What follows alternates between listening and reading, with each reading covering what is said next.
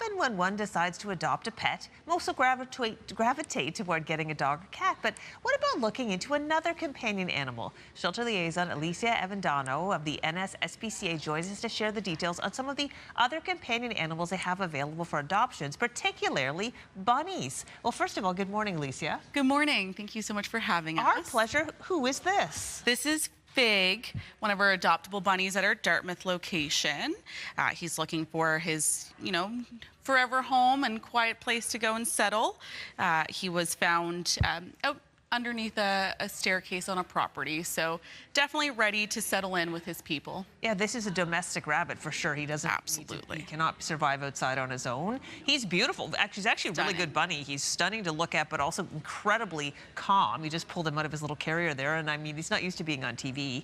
No, he's handling his fame very well. He really is. He's lovely, lovely, and he's available. If somebody saw Fig and thought, well, he's a wonderful animal, he's available. Absolutely. You have a lot of bunnies right now. Explain what's going on.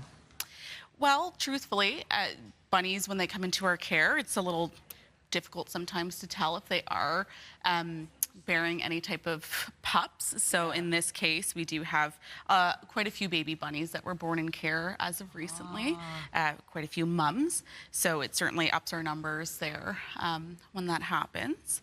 So our biggest request these days is bunny fosters. Okay.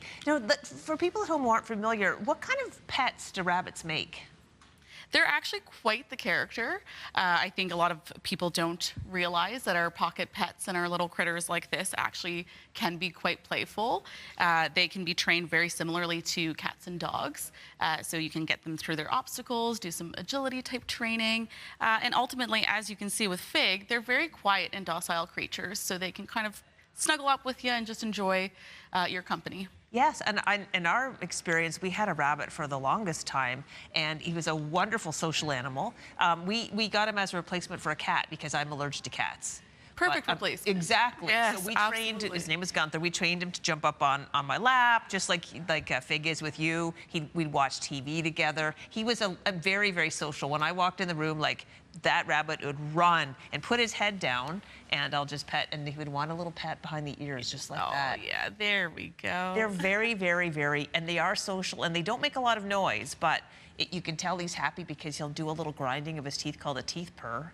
And they just learn to become very much a part of your family. They can be a wonderful pet. And you know what's nothing softer than a bunny? Oh, nothing in this entire world. It is one of my favorite things, I must say. Especially this morning, I get extra bunny pats. He's doing a little teeth purr. You love this, Fig. Yes, you do. Okay, so if people wanted to help out, I know that you do have a lot of bunnies right now. How do you become a foster? So you can go to our website, the Nova Scotia SPCA, and fill out an application online. You're able to specify what kind of foster you'd be looking to be. So you can just select rabbits there or small critters on our list. We'll get you all set up, likely with some babies or some young rabbits where they do need to wait quite the time for their surgery. It's usually what makes their length of stay so long with us. Okay, so yes, they've got to be spayed or neutered. Yes, spayed or neutered, but because of bunnies and just the way that their, anatomy is, we do have to wait until at least 5 or 6 months. So when they are teeny tiny, when they come into us, it is quite the extended stay in shelter. So we really, really rely on our fosters to be able to. Yeah, rabbits are high maintenance for the SPCA because you've got to keep them so much longer than other animals. Absolutely. Okay, yes. And if you wanted to adopt a rabbit outright, what's the process for that? Similar to our kitty cats, you can come on in or look at our website and pick one that, steals your heart. So if it was Fig, you can fill out an application and then we get you all sorted the same day on site. Okay, wonderful. You have a lot of rabbits on the site right now, many different, and if you look at the site, some of those rabbits are quite exotic and expensive. Yes. You can have a luxury rabbit. Exactly.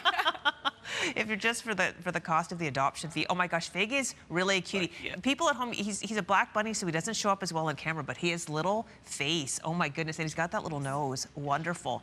Anything else you want our viewers to know about what's going on at the SPCA?